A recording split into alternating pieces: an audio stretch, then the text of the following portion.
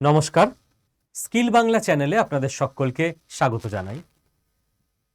এই মুহূর্তে আমেরিকা এবং ইরানের যে যুদ্ধ চলছে সেটা অন্য রকম ভাবে খুব বাজে আকারে মোড় নিয়ে নিয়েছে।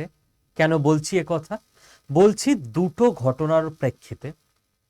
রাশিয়া নিউক্লিয়ার ওয়ার এয়ারক্রাফট পাঠিয়ে দিয়েছে ইরানে, আর উল্টো দিকে ইরান রাশিয়ার প্রক্সি হুথি জঙ্গি গোষ্ঠীরা আমেরিকার পার্টনার অ্যালাই সৌদি আরবের ওপর অ্যাটাক করে দিয়েছে। তো চলুন এই দুটো ব্যাপার আমরা আলোচনা করে নিই এবং বুঝে নেওয়ার চেষ্টা করি। আচ্ছা, আগে এই ডুমসডে এয়ারক্রাফট ব্যাপারটা আপনাকে বুঝিয়ে দিই। কি ব্যাপার? ডুমসডে এই শব্দটা যদি আমরা খেয়াল করি, এটা একটা অ্যাকচুয়ালি যারা খ্রিস্ট ধর্মে বিশ্বাসী, খ্রিস্টান যারা, তাদের রিলিজিয়াস মাইথোলজির সঙ্গে জড়িত। তারা মনে করেন যে একদিন পৃথিবীতে সবাই মারা যাবে, ধ্বংস হবে, সেই দিনটাকে বলা হচ্ছে ডুমসডে। এরকম বিভিন্ন মাইথোলজিতে, বিভিন্ন রিলিজিয়ান কালচারে বিভিন্ন রকম গল্প টল্প আছে।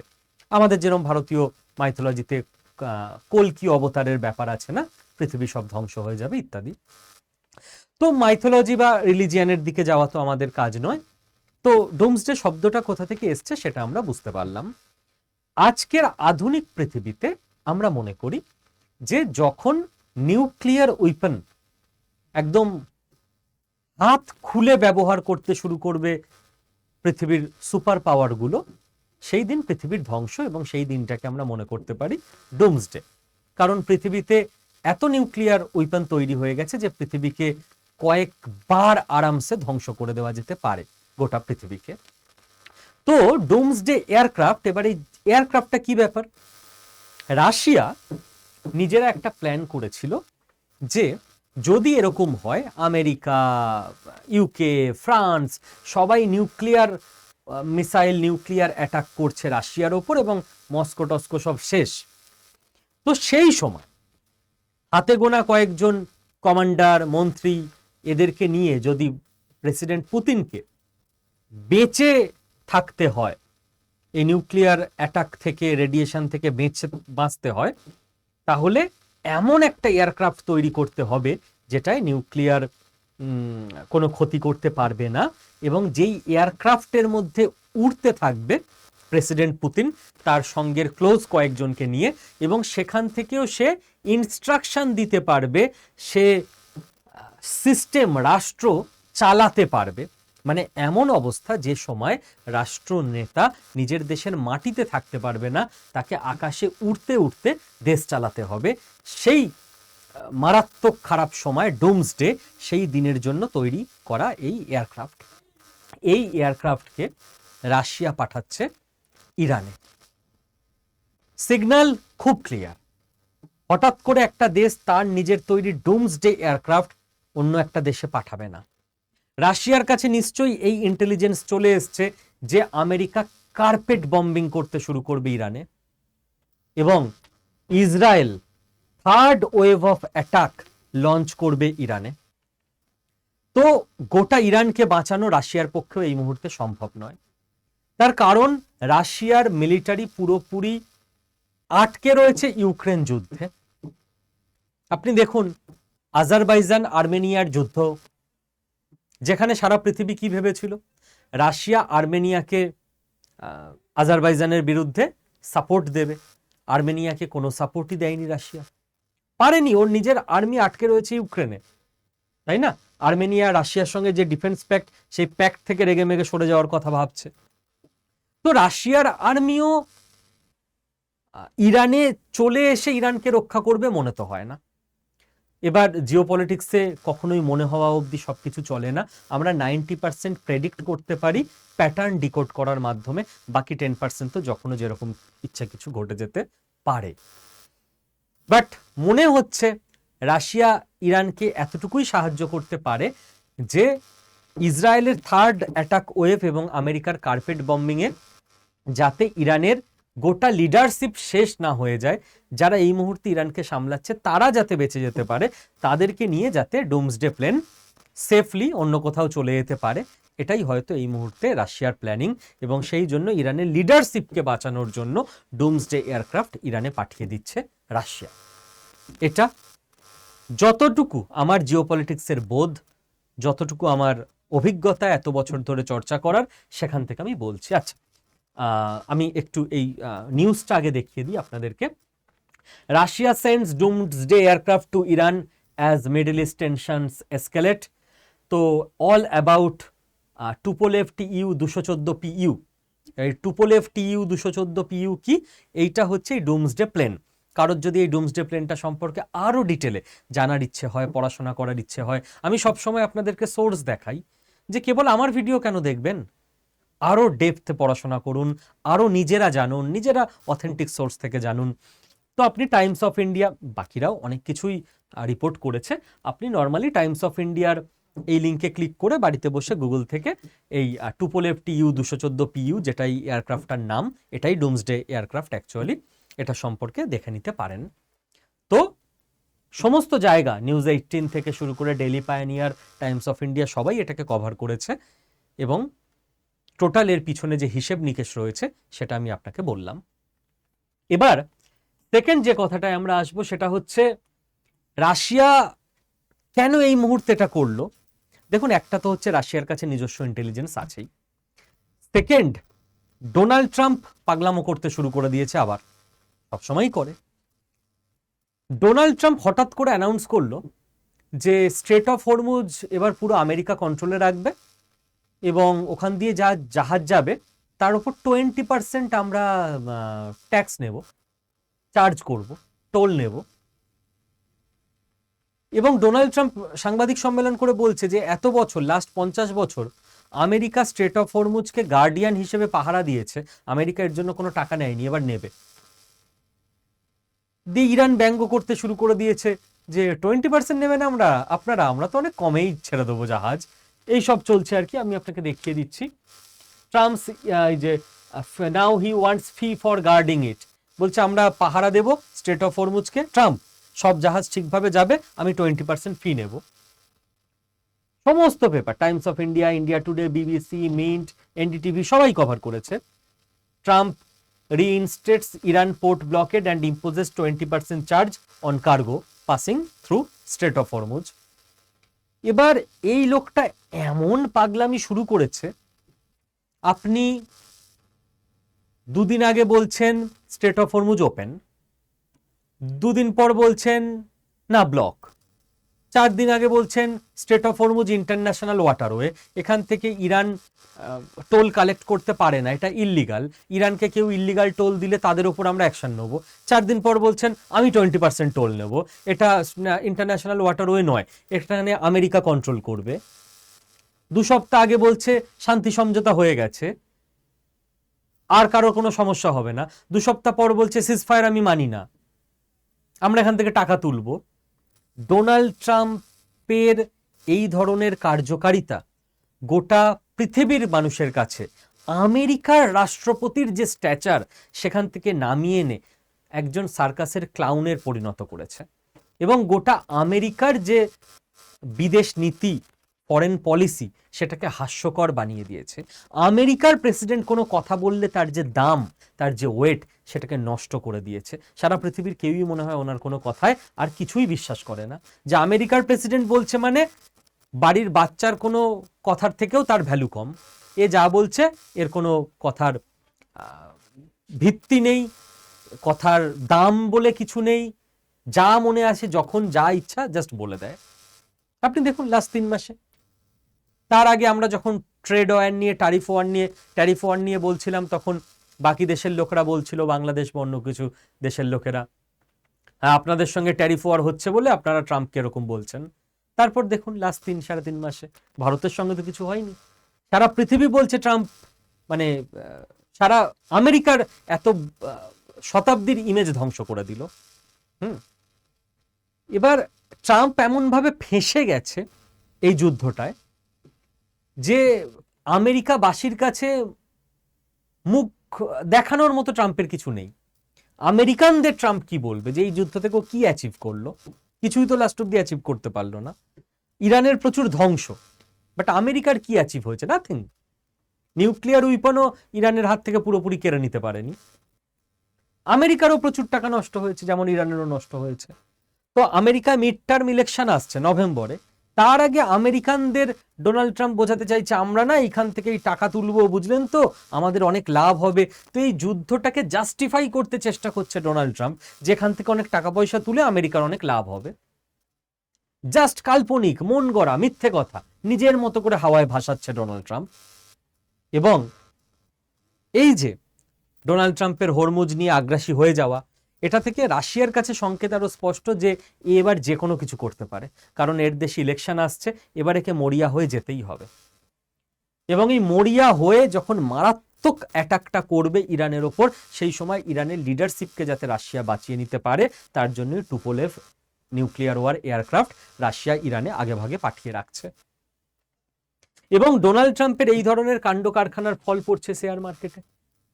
এটার জন্য কোনো নিউজ দেখার দরকার নেই, তাও আমি দেখিয়ে দেবো। যারা স্কিল বাংলা ফলো করেন তারা জানেন কোথায় কিভাবে কখন ইনভেস্ট করতে হয়। কি জানেন তো, এই যে আবার হরমুজের ওপর সমস্যা তৈরি হয়ে গেল, ইরানের ওপর অ্যাটাক হচ্ছে, এর ফলে কি হবে? স্যার তেলের দাম বাড়বে, ইয়েস।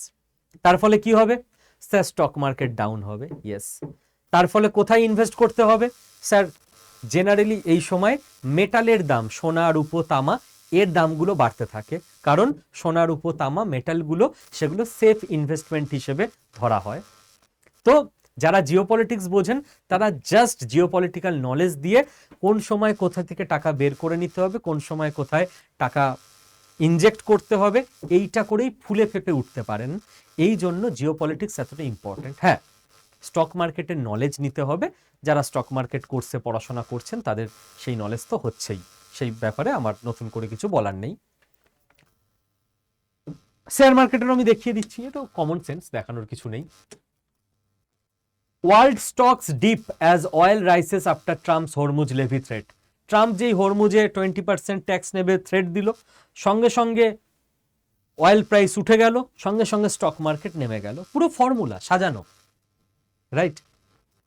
তো এই গেল একটা ব্যাপার, ডুমসডে এয়ারক্রাফট নিয়ে সমস্ত আলাপ আলোচনা। সেকেন্ড আমি একটা ব্যাপার আপনাদের বলবো, সেটা হচ্ছে থাম্বনেলে লেখা আছে, হুথিরা সৌদি আরবের ওপর অ্যাটাক করে দিয়েছে। আমি যদি খুব ভুল না করি, আমি গতকাল কি আপনাদের বলেছিলাম না, গত পরশু, যে ইরান ইউএই আর সৌদি আরবের ওপর অ্যাটাকটা করছে না, রেড লাইন হিসেবে মানছে। এরপর ইরানের ওপর বেশি চাপ এলে ইরান সৌদি আরব এবং ইউএইর ওপর অ্যাটাক করবে। গতকাল বা গত পরশু বলেছিলাম হুথি জঙ্গি গোষ্ঠীর সঙ্গে আমার দূর দূর কোনো সম্পর্ক নেই, ইরানের সঙ্গে আমার দূর দূর কোনো কানেকশন নেই। জিওপলিটিক্সটাকে ডিকোড করি, এত বছর ধরে পড়াশোনা করেছি, ইনডেপথ রিসার্চ করি, এই জন্য মিলিয়ে দিতে পারি।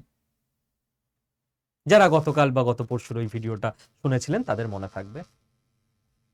ইরান নিজে অ্যাটাক না করে হুথিকে দিয়ে অ্যাটাকটা করিয়ে দিয়েছে। কি ব্যাপার আমি বুঝিয়ে দিচ্ছি। ব্যাপার বোঝানোর জন্য আগে আপনাদের ম্যাপটা দেখিয়ে দিই, সুবিধা হবে বুঝতে।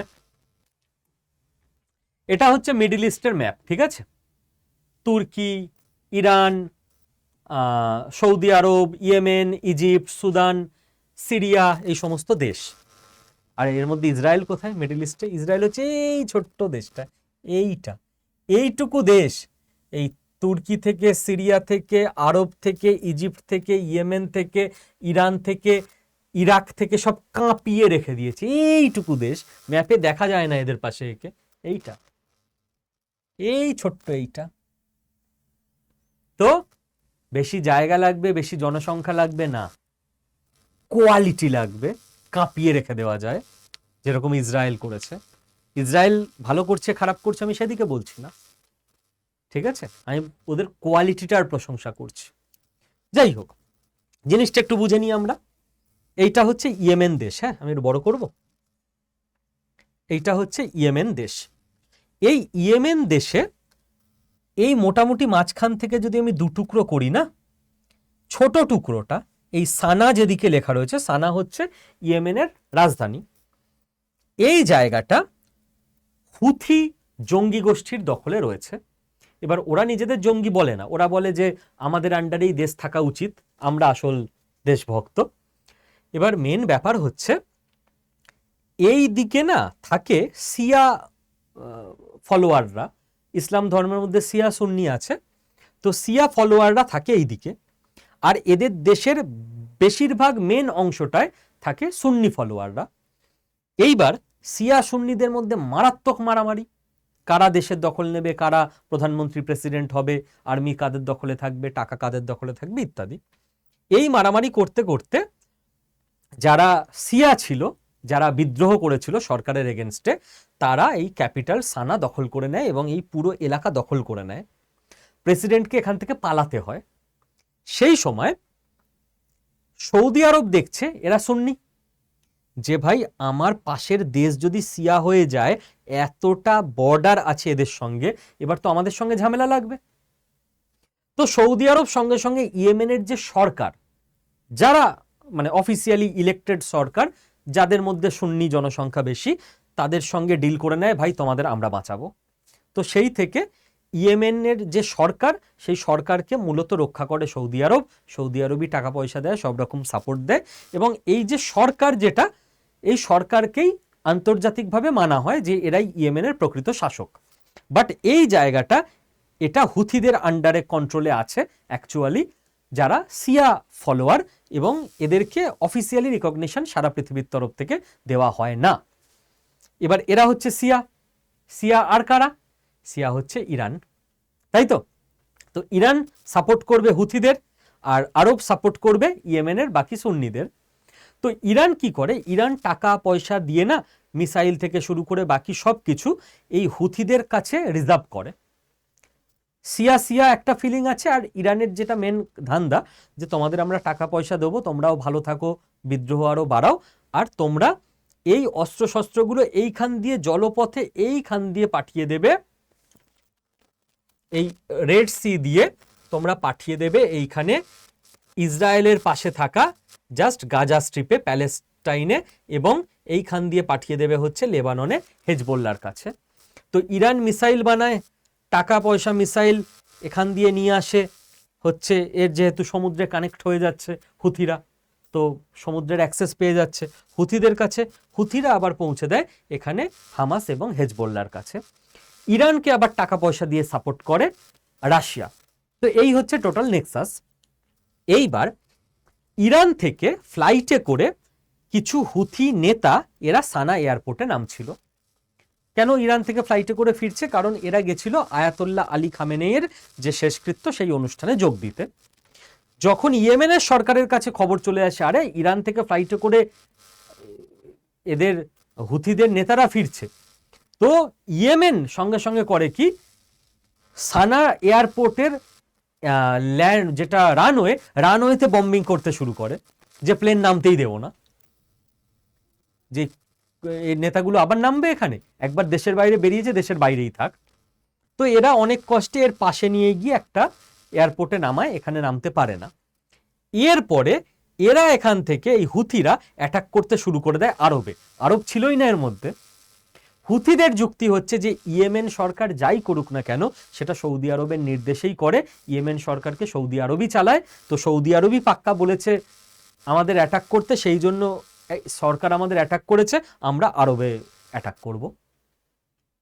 এবার আপনি দেখুন, রাশিয়া সাপোর্ট দিচ্ছে ইরানকে, ইরান মিসাইল আর টাকা দিচ্ছে হুথিদের, হুথিরা হামাস আর হেজবোল্লাহকে। এই একটা নেক্সাস।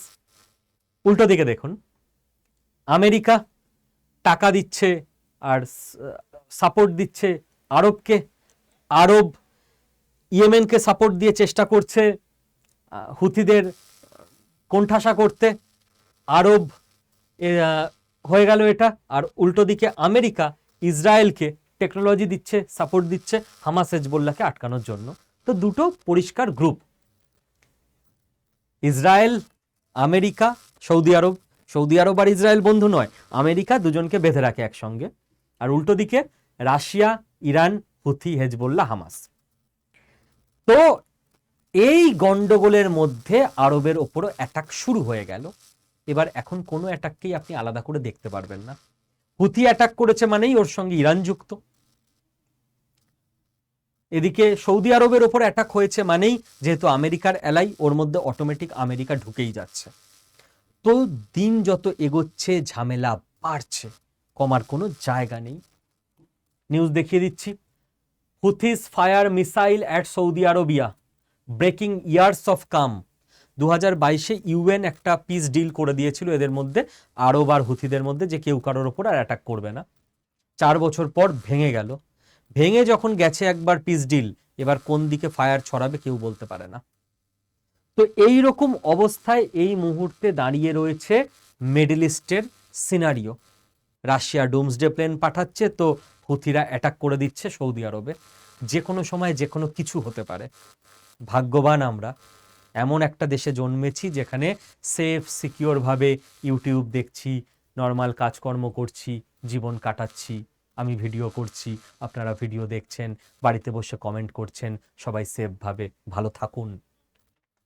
বাট ভারত মাতার যে সমস্ত বীরদের জন্য, আর্মি, নেভি, এয়ারফোর্সের জওয়ানদের জন্য আমরা সুরক্ষিত রয়েছি, আমার মনে হয় তাদের উদ্দেশ্যে ভিডিও পজ করে কমেন্ট সেকশনে একবার জয় হিন্দ লেখা উচিত, একবার thank you our real heroes এটুকু লেখা উচিত, একবার তাদের ধন্যবাদ জানানো উচিত।